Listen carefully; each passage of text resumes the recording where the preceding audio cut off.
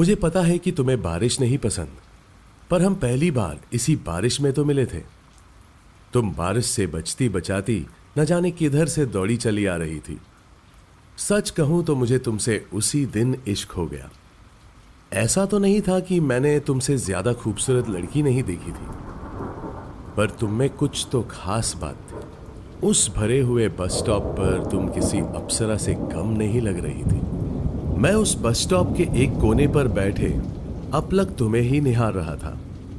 याद है कैसे तुमने मुझे देखते हुए पकड़ लिया था और कैसे मैं डर कर वहां से उठ गया था।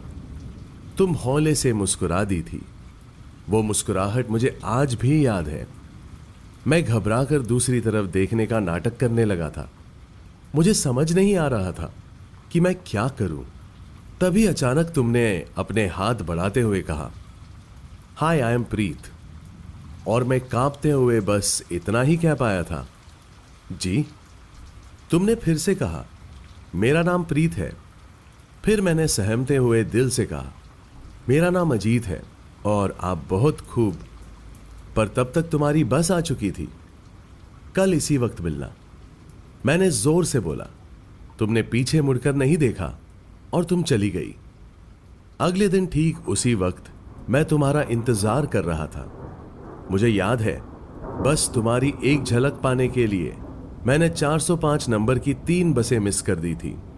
उस दिन मौसम सुहाना था, बादल गरज रहे थे और बारिश बस होने ही वाली थी। मैं अपना छाता लेकर तैयार था कि बस कैसे भी आज नहीं भीगने दूंगा तुम्हें। मेरे दिल में एक अलग सी बेचैनी थी, एक अलग सी घबराहट थी। मैंने ऐसा पहले कभी नहीं महसूस किया था। शायद मुझे तुमसे प्यार हो गया था।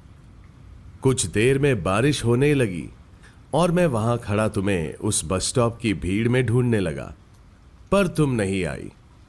आखिरकार हार कर मैं अपनी बस का इंतजार करने लगा।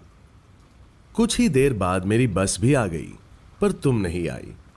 मैं निराश होकर बस में बैठ गया। थोड़ी देर में जब बस चली तो मैंने एक बार फिर से एक आखिरी दफा नजर दौड़ाई, पर तुम मुझे नहीं दिखाई दी।